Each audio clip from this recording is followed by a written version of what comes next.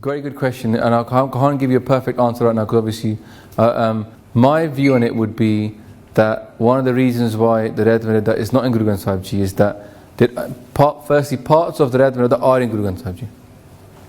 So there's the famous Shabad Guru Ramdas Ji which says Gur Satgur ka jo Sikh khave so par ke ut har naam te ave. And it says, well, if you call yourself a Sikh of the Guru, then you must wake up in the morning and chant God's name. And then it goes on to during the day. So when you have a shower, you meditate upon God's name, you sing Kirtan during the day. In the evening you do Rehra Sahib. Then you again listen to Katha, do Sad Sangat, and then and effectively, if you think about it, that's what we do. And in fact, Guru Granth Sahib Ji starts off with the Rehit Maryada. You might think that's a bit strange, but the first part of Guru Granth Sahib Ji is Japji Sahib. That's what we read first thing in the morning. The next part of Guru Granth Sahib Ji is Rehra Sahib, because you get through Sodar and Sopurk, and then up to Pai Parabat Mangde Huriya, that Shabad. So that's and then that's Rehra Sahib, that's the evening prayer. And then the third part of Guru Granth Sahib Ji is Kirtan Soila, which is what we read at night time. And then comes the rest of Guru Granth Sahib Ji with all the rags, the 31 rags. So first your Nitnem, and then the rest. So effectively, Guru is giving you a red from the very beginning. Guru Arjan Dev Ji is putting that in. In Bani, there's Shabads telling you to sing Kirtan, never forget God, read Part, read Bani. And mostly the Rehit Maryada is pretty much about Bani.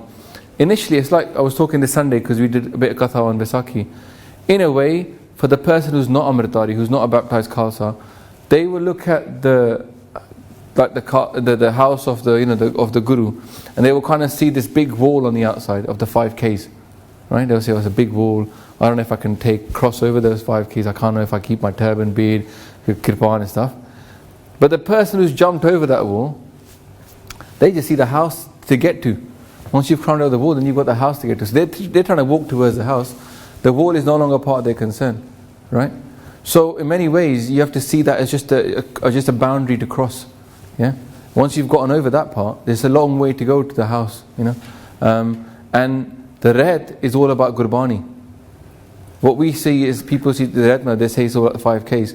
Most of the Rehit, what an Amritari does after they've taken Amrit is live Bani. Wake up in the morning, sing Part, sing Kirtan, right? During the day, trying to remember Bani, live by Gurbani. In the evening, Rehra Sahib, but in night time, Kirtan Sola. And they're trying to learn more Part, learn more Santhya, right? Sing Kirtan, maybe do Tabla, whatever. They're actually living Bani as much as they can. That's the idea of an Amritari, is live in Gurbani. So actually Guru Granth Sahib Ji is the Rehit Maryada. Yeah. Now, to answer the other side of that question, from my perspective, is that Guru Granth Sahib Ji is Jagat Guru. So what it gives you is the re-teachings for everybody. The whole world can take from Guru Granth Sahib Ji. It's got Kabir Ji, Namdev Ji, Bhagat, Prahlad. There's so many, sorry, not Prahlad Ji, but Bhagat Namdev and people like that. Sheikh Farid Ji, they're all in. So it's a teacher for the world. Jagat Guru means a teacher for the world. Anybody can come to Guru Granth Sahib Ji and learn from Guru Granth Sahib Ji. But the Khalsa it needs more.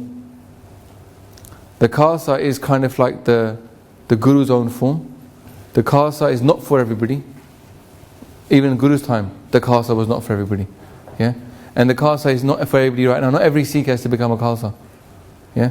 Maharaj says, Jinko lagi pyas, Amrit se hi khai. Those that are thirsty for it, they can take Amrit. If you're not thirsty for Amrit, if you think that wall I can't cross, then that's fine.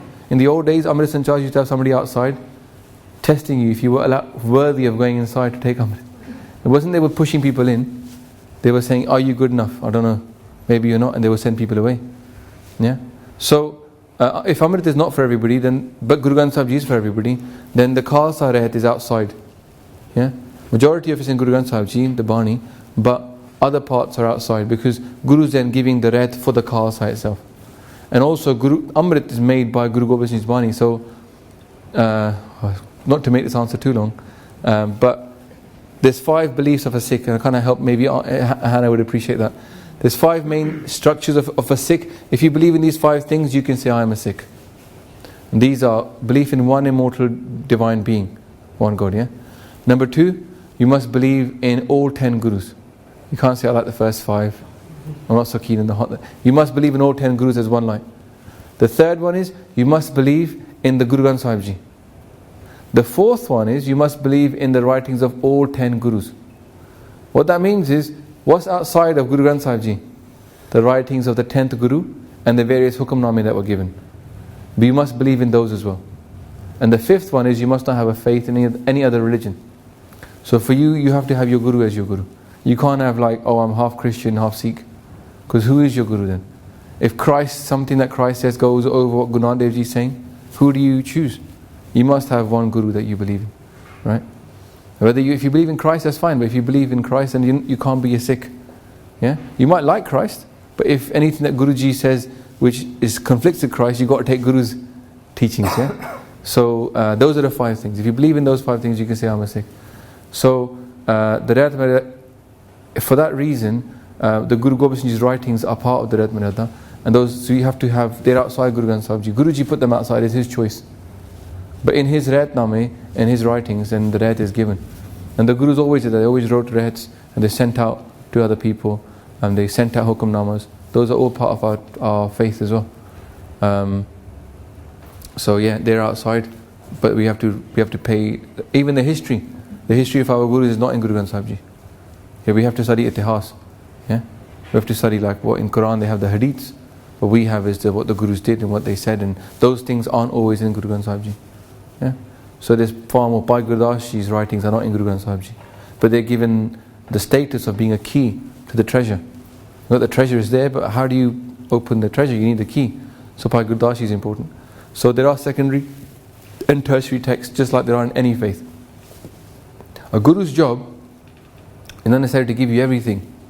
Like, if you were to take that mentality, you would say, if I was to take your argument, I'm not saying it's your argument, but if you were to take that point and take it to the extreme, you would say, why was there a need for Guru Angad Dev Ji? Why was Guru Nanak Dev Ji not perfect? Why did Guru Angad Dev Ji have to write anything? And you might say, why did Guru Tegh Bahari have to write anything? Was what Guru Arjan Dev Ji compiled in Adi Granth, was that not good enough? Why did they have to write something? Yeah. So in a way, we're following our Guru, what they choose to do, and as times change, Guruji gave more. People couldn't cope maybe with the whole thing at the first step. They gave a bit more. As people progressed, they gave a little bit more. Yeah. So that would be my take on it.